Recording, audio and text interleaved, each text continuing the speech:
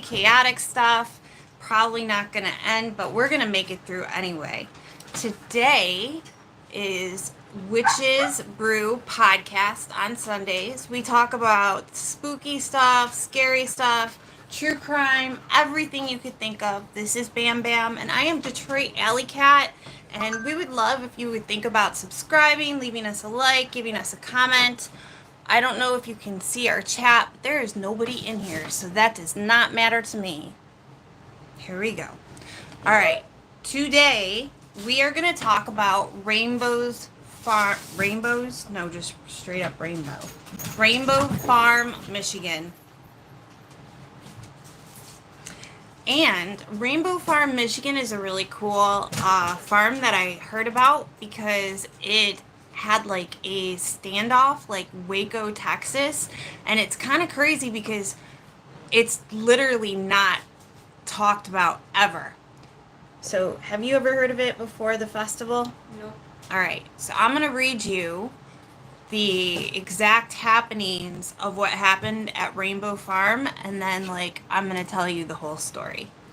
So Rainbow Farm was a pro-marijuana campground in Newburgh Township, Cass County, Michigan, United States, that was involved in a fatal police standoff on September 3rd, 2001. The campground was run by Tom Crossland and his life partner, Roland Raleigh Rome, and was home to two annual festivals, Hemp Aid and Roach Roast, which ran from 1996 through 2001. The operation ended with the burning down of all the structures on the property and the deaths of both Crossland and Rome. Okay, so I'm gonna fill it all in and reiterate.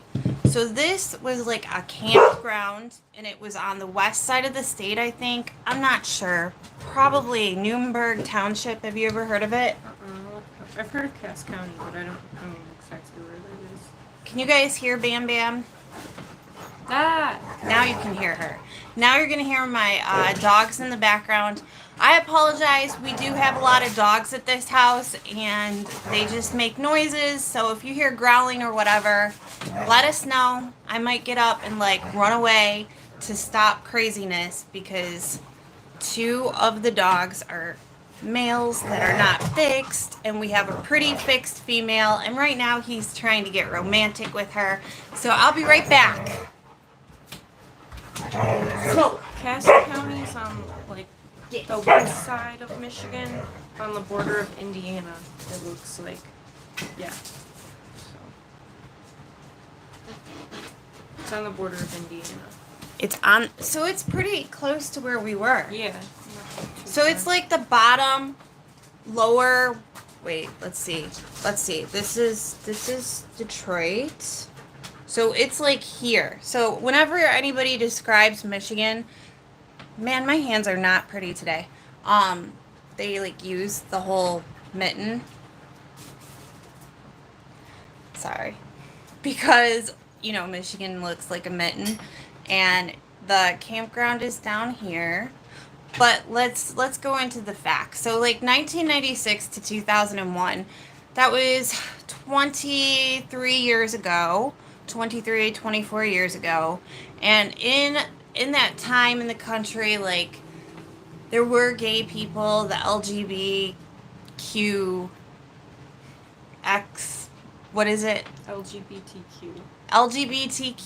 was kind of new. It wasn't gay rights weren't a huge thing, and it was still kind of scandalous to be gay, and I don't know. There's always been that whole community in the world, but being accepted only has been, I feel personally, has become pretty recent, where it's a common day place for it not to be shocking or whatever. So these two men decided that they were going to open up a farm, and they called it Rainbow Farm, which is pretty kind of what am I looking for? That word. It was pretty leading, cutting edge at the time. So they had Rainbow Farm, and they decided what they were going to do is that they were going to have these festivals where people would smoke pot, and at that time, marijuana was illegal. And right now in the whole United States, like Tier says hi. marijuana recently just started becoming legal, but it's kind of a gray area because it's like, is it recreational? Can you do it for only medical marijuana purposes? It's kind of like, it's still kind of gray. Like, you can't have a certain amount, you can have a certain amount, but at the time that Rainbow Farms was open, like, it was 100% not legal. So for them to have, like, not only Rainbow Farms, like, like a pro gay, like, campground, and have it be like marijuana, that was like a lot of controversy. And they would throw 2 festivals a year, which were pretty big festivals, and it got nominated number 15 on the High Times, like, list of places to go in the world to smoke marijuana and have fun. Have you ever even heard of the High Times? Yes. Oh, you have? Yeah. All right, explain to our viewers what the High Time is as I guide our dogs. Isn't it like that magazine? Yes, it thing? is. Oh, okay. Yes, please. Come on, Smoke. It's like, I don't know a lot about it, but it's like some sort of magazine. Like, hi, Smokahontas. What? There's someone named Smokahontas. But High Times was like a magazine for weed. I guess that's pretty much what it was, just a magazine for weed. Like, how you have, what's it called? Hey. Inks magazine, like for tattooing. There was one for weed. So I don't even know if the High Times is still being published, but like the High Times is basic. Is it? I think so. It was like a really like. It was a controversial magazine too, because I think it's been published for like 20 years, and it was being published at the same time that marijuana was illegal, and it had a lot to do with like that whole Cheech and Chong. Oh, Smokahontas says it is still around. Oh, it is? So, you know, it's gonna be a rough day. Like, the dogs are not having it. Like, seriously. But I'm having it. We're gonna get through this. And so, basically, like, they had this farm, and they're growing marijuana, they're having festivals, like, whole, like, peace, love, and craziness. And the DA catches wind of it, and they were, like, watching them. Now, the DEA says the reason that they started to pay attention to these farms is because they caught people selling cocaine, heroin, crack, meth. They said all this stuff. But the owners of the farm said no, that they were just being, it's not called stereotype, profiled for being gay and having marijuana. And I'm going to be honest, if it was 20 years ago, that is completely possible, because the thing is that at that time, there was a lot of hate towards gay people, and like I said, marijuana was illegal. So they caught the DEA's attention, and these 2 gay men, basically knew that the DEA was coming in. And so this is where it gets a little crazy. One of the men had a boy. He was 10 years old. It was his son. And they had him working there. And a lot of what I'm going to tell you is the account from the son. And when they realized that they were being watched, they decided to start setting fires to structures on the campgrounds. So, like, how we were at that campground this weekend? There was, like, these old structures that you could tell, like, the Boy Scouts or whoever used. So they had structures like this. My dogs are awesome. I have an insane but very lovable Pitty. Yes, my dogs are awesome. Her dogs as well. There are dogs, but they seem to sense when we go on the podcast live, because it is that time that they decide to act insane. But that's just life, man. So we're gonna get through it. And I love pitties, by the way. I really think pitties are awesome. I know. I have a never-ending love for them. Pitties? Oh yeah. I love them too. Like, there was a lot of like controversy about pit bulls like a couple years ago. Bullshit. They had like the 10 most like dangerous dogs. Chihuahuas. Chihuahuas are like evil. intense, but pit bulls and Rottweilers were on the list. I don't know if they still have a list, but like, so I have a Rottweiler, so that really made me pay attention to that list and say it was BS because He's the sweetest dog in existence. he is the wouldn't sweetest even hurt a dog. fly. He is scary looking though. So He has like a dopey look on his face. I mean, if you saw him, if he started like charging you, you'd probably be like, "Oh no." no, but when like Odin will go like this, like he'll get real close to somebody's face and he'll see them and then he'll go and not like that. Like he's like and like gotta get it right? And so like it scares the living shit out of people. I'm trying not to swear because I get demonetized when I swear. So let's go back to the farm. So these guys know the DA is like watching the farms and they start setting fires to these structures. And I just think that's kind of weird because, like, why would you do it? And when they were asked why they were setting these structures on fire, they said if they're gonna come try to take these campgrounds, then I'm gonna make sure that there's nothing for them to take. Which I also thought was kind of weird because, like I said, one of the men had a 10-year-old son. Hi. My daughter has returned. And so, like, I don't understand why they would just, like, start doing that. And then, also, when they thought the DA was watching them, they started stockpiling automatic rifles, which I don't really remember a lot of the gun history. Like, there's two different kinds of rifles. Like, there's one that can do, like, a 3-round burst, which means that you're automatic. And then there's ones that can only shoot one at a time. I don't know what the difference is. I don't remember what it's called. It's been a second since I was in the Army, but it said that they had automatic rifles. And they said that they had modified rifles too. So I know that, like, when you have a rifle, it's like really quick how to modify it and then you can make it do the burst. But the reason why this is important is because when they started stockpiling rifles, I believe it's all how you raise them. Here, I can read it. So yeah, like what will happen is when you comment, we can see it for a second and it disappears. I do believe that it is completely how you raise your dogs for sure. And my dogs have always been around my kids and I've never had a problem either. So when the DEA found out, like, these farms were stockpiling these rifles, that, like, really caught their attention because the whole Ruby Ridge and Waco was around the same time. Do you know what Ruby Ridge is? Wait. Yes. We talked about it, didn't we? Yeah. So, like, Ruby Ridge is, like... question?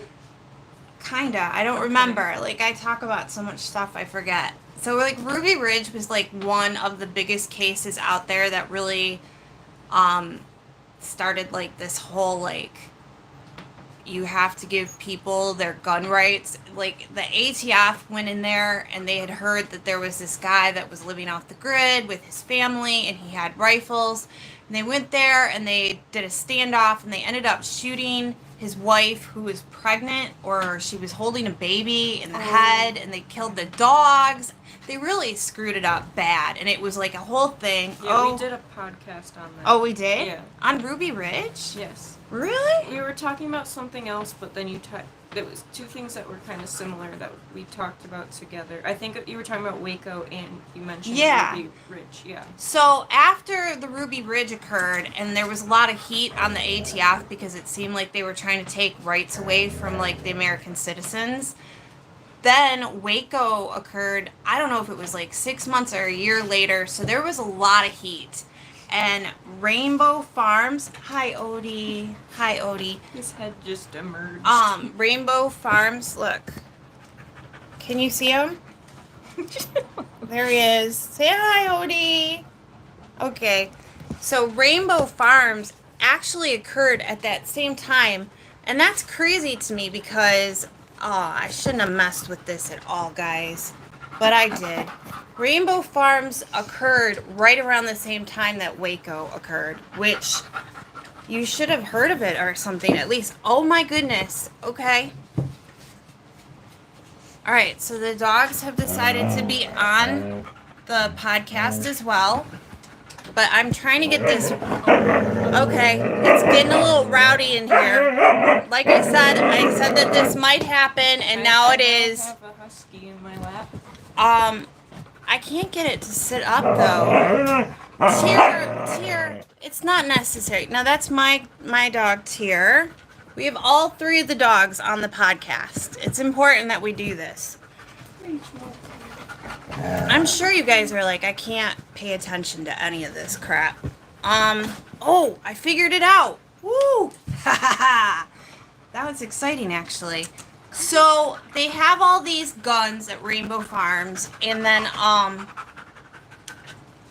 this is where it gets crazy. The two gay guys, one of them, the other guy, he starts getting really paranoid, as he should, that the DA was watching him. And he felt like they were hiding out in the woods next to the farms. So what he started doing was he would take his rifle and he would just shoot into the woods. And they were having... Please don't do that, Tear. No one wants to hear that. You're so loud. So they would shoot into the woods just like randomly. Can you imagine that? And then he started setting more fires, lots more fires. And the DA said they found out that there was a whole lot of marijuana being smoked. And so in 2001, they got arrested and they were put in jail. And they swore that they were never going to throw any more festivals again. But then they decided that they were going to do it. And that's when the DA decided that they were going to come in and do a whole SWAT team thing. This is ridiculous. I'm just saying. This is ridiculous. And so they came to the farms, and they were actually hiding out in the woods waiting for these guys. And they shot one of the guys right in the head. And the other guy went inside the building, and he was hiding. And at this time, the boy, the son, had been put into foster care. And he wrote his father like a letter, and he was like, "Dad, just come out." And he didn't. He came out 3 days later, and he got shot in the head. And they closed the farms down. And it happened here in Michigan in 2001. And I just thought it was crazy because nobody ever hears about that place. And I just thought it was kind of something that I should talk about. So I thought it was something I should cover. So what did you guys think about that story? Now that I'm done telling this story, the dogs are going to chill out. But I want to go up to the campgrounds and go check it out because I hear that it has reopened. Oh, it's open. We should go camping there and do it. And I hear that it's got like really bad vibes, like spooky vibes. And I believe that because I believe places can be marked, and I definitely think that's probably a place that's been marked. That is crazy. I haven't heard of it either. I did think it was crazy because don't you think you would have heard about like a DA standoff? So I don't mean to cut it short, but the dogs are going insane and I got the whole story out. Thank you so much for joining us, Smokeahonis. Smoke says thank you. My other dogs say thank you. And yeah, so anybody who watched this madness and stuck with it, we love you. Please leave a comment, tell us what you think. We're gonna try to figure out how to cover more stories without this madness. But as always, stay spooky and stay safe, Jackson, Michigan. Bye.